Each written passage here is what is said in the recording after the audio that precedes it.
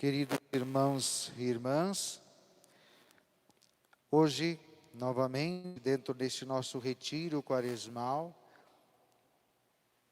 o Senhor vem nos falar através da leitura do Evangelho e do Salmo a respeito da oração. Pedi e vos será dado, procurai e achareis, batei e a porta vos será aberta.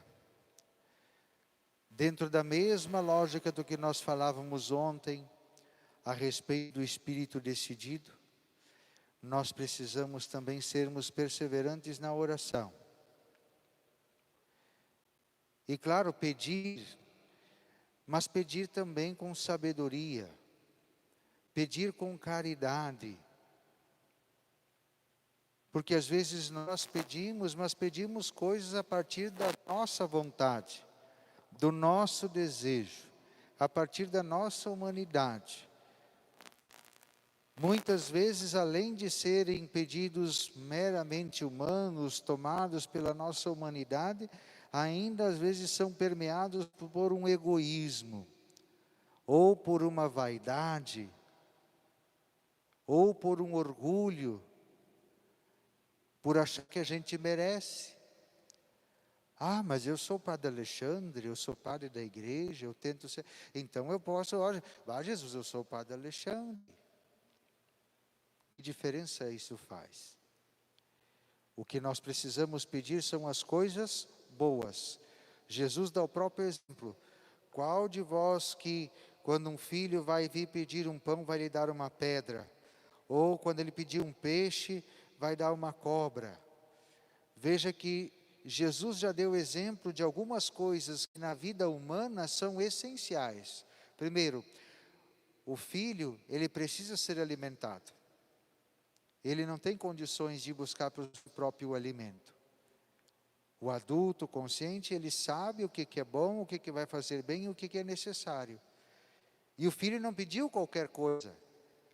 Ele pediu pão. Ele pediu peixe. Algo que é necessário, fundamental para a sobrevivência. Portanto, quando nós pedimos, também a nossa oração não deve ser desperdiçada em superficialidades ou coisas que não são essenciais. Principalmente, não só para a nossa vida terrena, mas também, de modo muito especial, que sejam essenciais para a nossa vida eterna. E não desperdiçar coisas que não sejam essenciais para ela.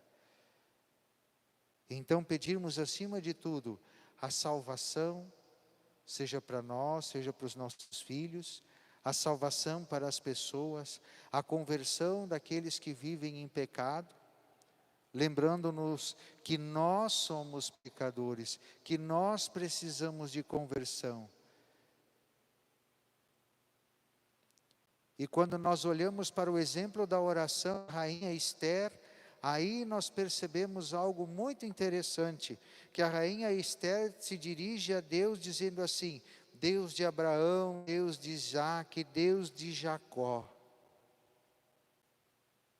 Ou seja, ela relembra que ela está conversando com Deus que já realizou tantas coisas na vida dos seus antepassados, e que na verdade ela faz parte de uma história maior, ela faz parte de um contexto maior, que não é só o contexto dela, diante do seu povo que agora corre risco.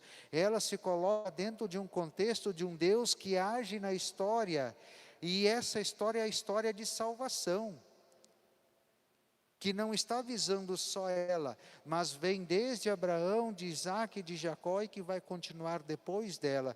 E por isso, quando nós olhamos para o último versículo do Salmo, nós vamos entender o que o Padre está dizendo.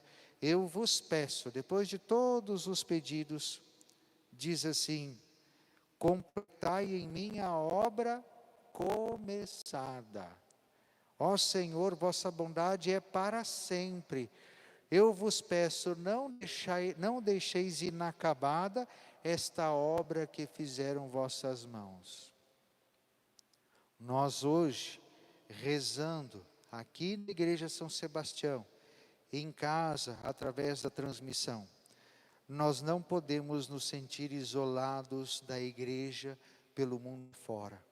Nós não podemos nos sentir distintos de tudo que Deus realizou ao longo da história do cristianismo e mesmo antes do cristianismo, porque o nosso Deus é o Deus de Isaac, de Abraão, Deus de Jacó. É o Deus que tem uma história e que tem um projeto de salvação e que nós estamos dentro desse projeto. E esse projeto vai para muito mais além do que nossa condição isolada e pontual. Por isso os nossos pedidos devem ser também visando contemplar todo o projeto de salvação que Deus tem para a humanidade. E aí, de novo, faz muito mais sentido quando nós olhamos agora também este evangelho, né? E vemos Jesus dizer assim: tudo quanto quereis que os outros vos façam, fazei também a eles. Por isso, rezemos por todos os nossos irmãos e irmãs. Rezemos por suas necessidades. Rezemos por aqueles que precisam de conversão, tanto quanto nós precisamos. Não vamos nos centrar apenas no nosso umbigo. Vamos perceber que somos parte de um contexto onde Deus age ao longo da história para salvar cada ser humano, mas para salvar a humanidade por inteiro.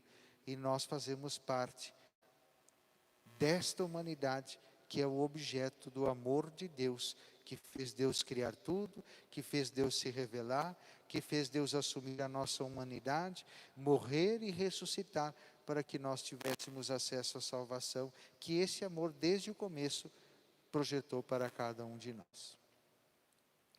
Louvado seja nosso Senhor Jesus Cristo.